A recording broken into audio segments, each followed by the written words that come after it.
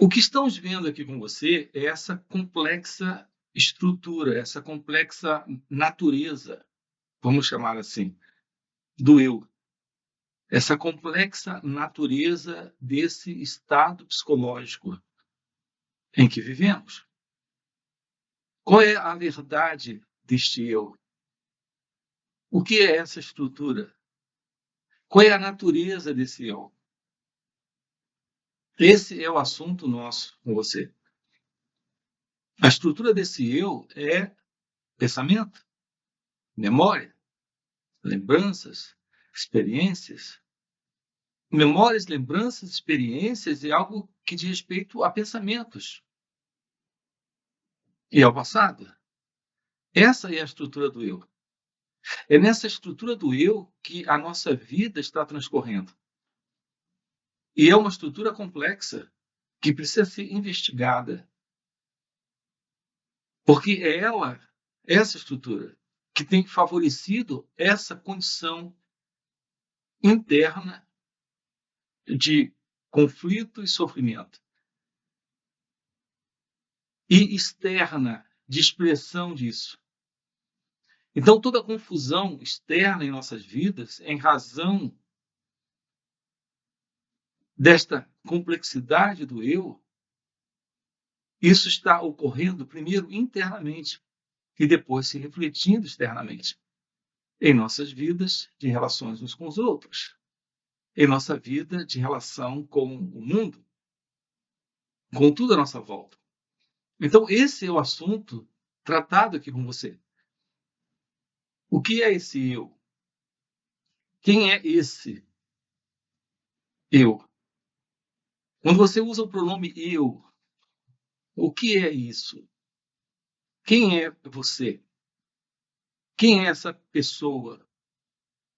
Essa pessoa é uma ideia que você tem sobre quem você é. Essa ideia, ela está sustentada no pensamento, que é memória, experiência, conhecimento guardado. E como é que isso se tornou possível? Isso se tornou possível em razão da não observação do próprio movimento da consciência em nós. Então, aquilo que surgiu é esse elemento, que é o elemento eu. Esse complexo elemento que alguns chamam de ego, de mim. É o sentido de um eu presente dentro da experiência. Tudo que nós temos aprendido até hoje se assenta nesse mecanismo, nesse processo.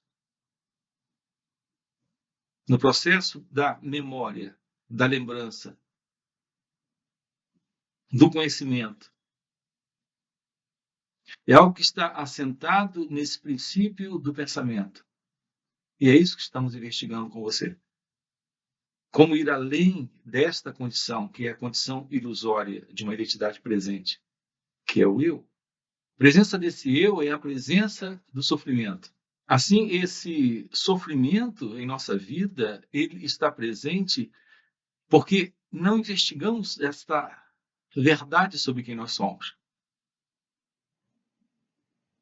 Por estarmos nos confundindo com esta crença, com essa ideia, com esse conceito, não há liberdade, não há paz, não há amor, não há verdade em nossas vidas. Porque temos uma vida que se mostra separada do todo, separada da existência. Uma vida autocentrada, uma vida centrada no eu. Se estamos dispostos a realizar a verdade sobre quem nós somos, nós precisamos examinar esta condição de ser com a qual nós nos confundimos.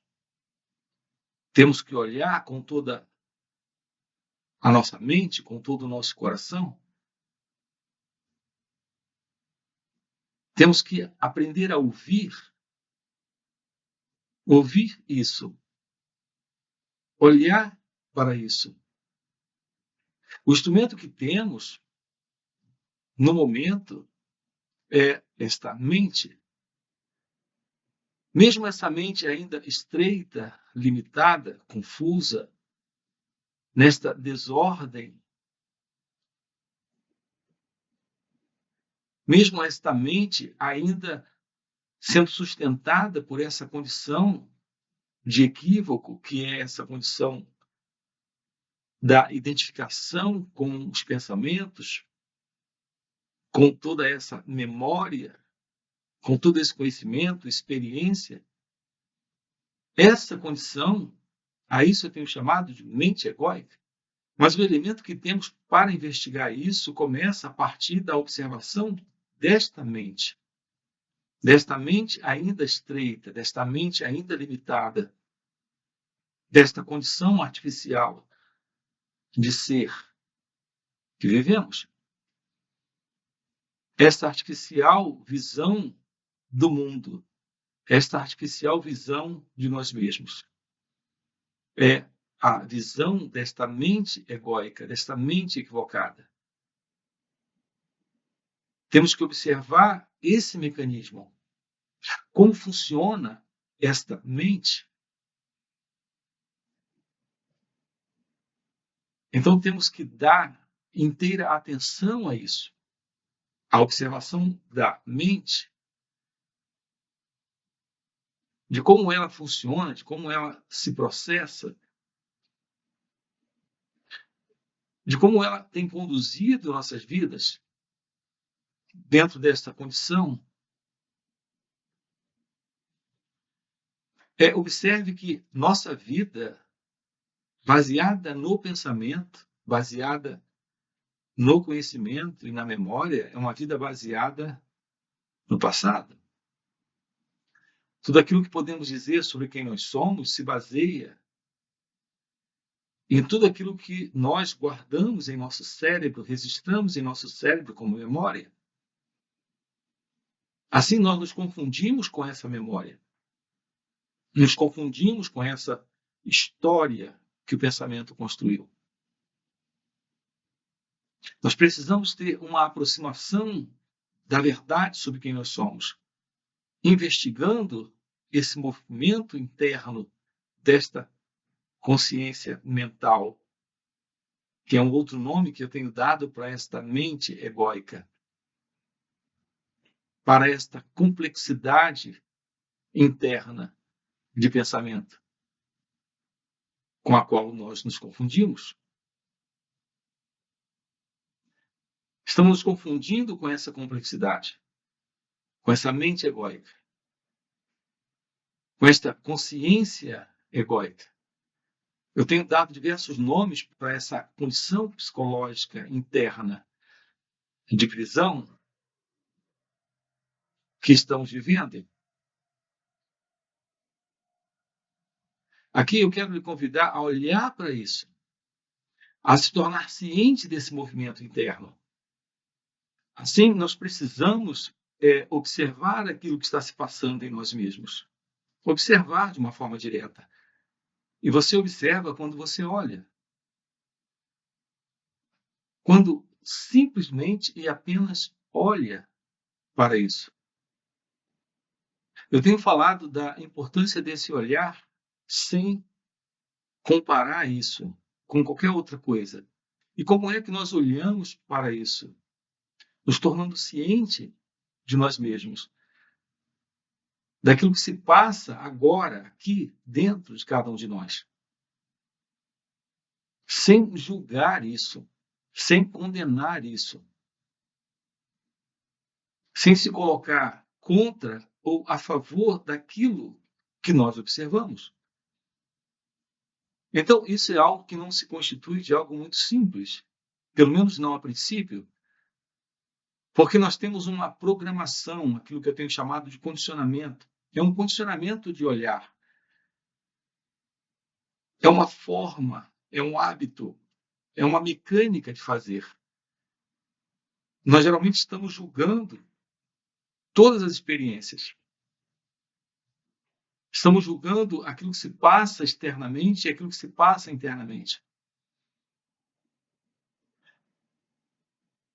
A autoobservação é a habilidade de olhar para esse movimento interno sem julgar a si mesmo, sem se autocondenar, também sem se auto-justificar. Você não condena nem justifica, você observa, você olha. Você se torna ciente desse movimento interno, que é o movimento do eu.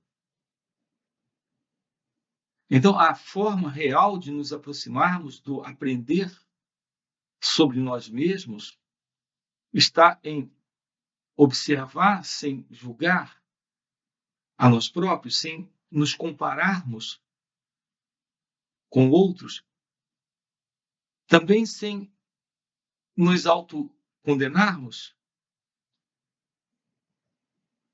Você não se condena, você não se auto-justifica, você não se compara, você apenas observa todo e qualquer movimento do eu surgindo agora e aqui. Essa é a forma de aprendermos sobre nós mesmos, nos tornarmos cientes desse complexo movimento do eu. Então, eu chamo de complexidade psicológica porque é o complexo movimento do eu. Você está se confundindo com o movimento do pensamento, do sentimento, da emoção, da sensação. E você se confunde quando você auto-justifica isso que sente. Ou autocondena isso que sente. Quando você rejeita isso, ou quando você dá identidade a isso. Em geral, nós rejeitamos aquilo que não nos dá prazer, psicologicamente. Então, nós condenamos, nós rechaçamos de nós. Por outro lado, aquilo que nos dá psicológico prazer, nós nos confundimos com isso, nos identificamos com isso. E auto-justificamos essa experiência psicológica. Com isso, nós estamos conservando essa complexidade do eu. É esse eu que tem em nossa vida sustentado todo tipo de confusão, todo tipo de desordem. Então, a confusão externa é um reflexo dessa ilusão, que é a ilusão do eu, que vive em sua complexidade, em sua interna confusão. E quando isso se reflete externamente, isso se apresenta em nosso mundo, em nossas relações uns com os outros, com uma relação conflituosa, problemática, de sofrimento, de medo. E é isso que nós conhecemos, é o prazer e o medo, psicologicamente falando. E estamos nos confundindo com essa experiência, nos colocando como uma identidade presente nisso, reafirmando vez após vez a continuidade do eu. Precisamos descobrir a beleza, a compreensão da verdade sobre quem somos. E isso é morrer para esse sentido do eu, é a morte dessa ilusão, da ilusão de uma identidade presente. Nós estamos sempre dando continuidade ao eu. Assim, nós estamos sempre dando continuidade ao passado, a tudo aquilo que nós temos experimentado, vivenciado, acumulado, guardado, que é parte da memória e dessa condição de tempo psicológico em nós. Nós não experimentamos morrer psicologicamente, morrer para o prazer, morrer para a dor, morrer para a experiência. E dessa forma estamos sempre dando continuidade a esse eu, com essa complexidade que ele representa, com esse temor e desejo que ele representa. Assim, nossas vidas são vidas confusas, desorientadas. Há uma tremenda desordem psicológica e física em nossa existência. Então, externamente, a desordem está presente e internamente ela vem sendo sustentada, porque não abandonamos o passado. A vida é algo que está presente agora, aqui, como sendo a única realidade. É a vida como ela é a vida como ela se mostra. Nela não há o sentido de um eu presente, de um ego, de um experimentador. Não existe essa complexidade psicológica, esse mim, para lidar com o que acontece, com o que ocorre, com o que surge nesse instante, nesse momento. E, no entanto, nós estamos sempre sustentando esta condição. Há sempre um modo de traduzir o que acontece, interpretar o que acontece, rejeitar o que acontece, se confundir com o que acontece e tentar tornar isso que acontece aqui, nesse instante, na vida, como algo para esse mim, para esse eu, para essa pessoa. Então, a confusão está presente. E onde há confusão, que é desordem, há sofrimento.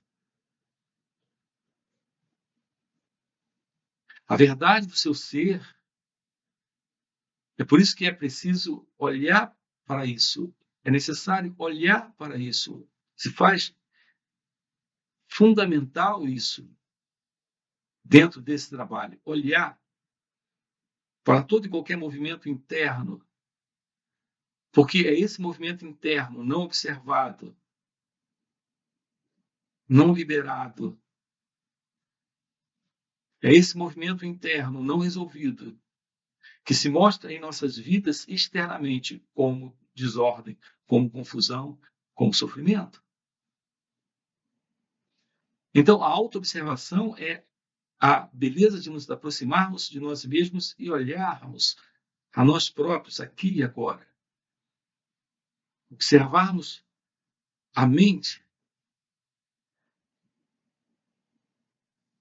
Como eu disse agora há pouco, o instrumento que temos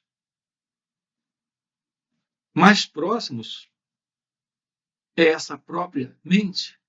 A mente se torna silenciosa, quieta, quando é observada. Quando ela não é observada, ela é o próprio elemento da confusão, o próprio elemento da desordem. Assim, nós precisamos de uma mente capaz de observar a si própria, olhar a si mesma, vendo a si mesma. Isso é possível quando há um certo espaço, um certo silêncio, uma certa presença, uma certa consciência. Isso se torna possível quando não há julgamento, comparação, autorrejeição, autocrítica. Assim, apenas olhar, observar a si próprio é permitir que a mente se silencie de uma forma muito natural. E quando ela silencia de uma forma natural, a mente se torna cônscia de si mesma, cônscia de toda essa confusão, de toda essa desordem, de toda essa complexidade. Se torna cônscia porque há um espaço nesta quietude, neste silêncio, nesse espaço, existe essa observação do movimento da mente egóica. Então, uma mente inteiramente nova está presente. E se ela está presente, essa ilusão do eu, essa ilusão, que é essa complexidade psicológica, que é essa consciência mental, é desfeita. Assim, o segredo está em olhar para aquilo que está se passando aqui, nesse instante. Não se envolva com esse olhar. Toda a nossa dificuldade está nesse olhar sem se envolver. A inclinação nossa, a prática, o hábito, o condicionamento é sempre de interferir, é sempre de se envolver. Algumas coisas nós gostamos de ver em nós mesmos e outras coisas nós não gostamos.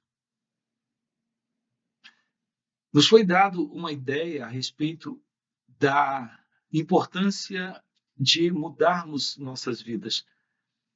Então, essa intenção de mudança psicológica dentro de cada um de nós ainda é parte de um movimento de condicionamento interno que trazemos. Então, nós queremos nos autoaperfeiçoar, nós queremos melhorar, nós queremos tirar de nós os vícios, abandonar completamente aquilo que possa macular a nossa imagem para nós mesmos, para o outro e para Deus. Então, queremos estar bem com nós mesmos, com o outro e com Deus. Então, o que quer que estejamos vendo agora aqui,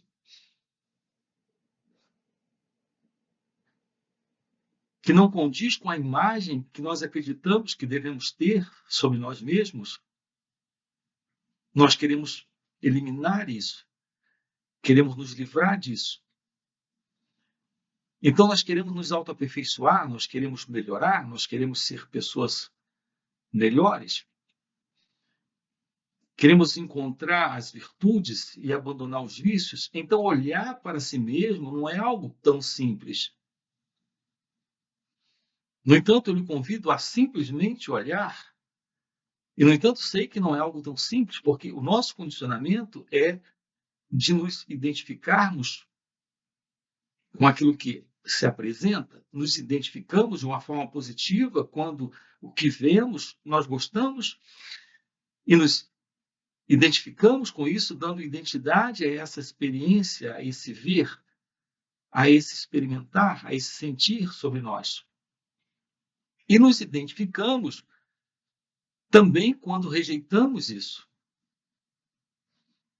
quando queremos rechaçar de nós. É quando nós queremos interferir e nos livrar daquilo que estamos vendo, porque achamos feio, achamos que não é algo compatível com aquilo que nós devemos ser, que é só uma imagem que nós fazemos sobre nós, ou achamos que não é o que devemos ser, porque isso não é compatível com alguém que está agradando a Deus, ou como o outro irá me ver se eu continuar assim. Então, essa é uma forma de nos identificarmos também, quando nós rejeitamos aquilo que olhamos, aquilo que vemos presente aqui, nesse momento. Assim, olhar para si mesmo, sem interferir, significa observar, apenas observar. Ao fazer isso, você não coloca um observador se separando nessa observação. Quando você rejeita, você coloca um observador querendo se livrar daquilo. E quando você faz isso, você está reafirmando mais uma vez o sentido de uma identidade presente nessa experiência do ver, do olhar. É quando há o experimentador e a experiência, o observador e aquilo que se mostra ali como sendo a coisa observada. Fazer isso é perder a oportunidade de estar ciente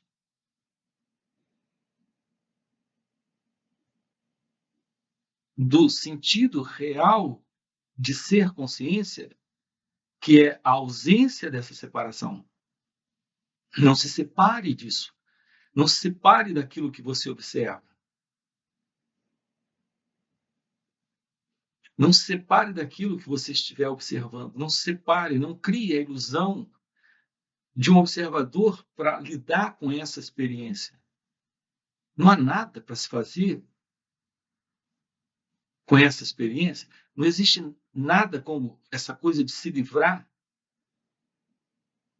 daquilo que se mostra porque é desagradável, ou agarrar aquilo que se mostra porque é agradável. Você apenas e simplesmente observa.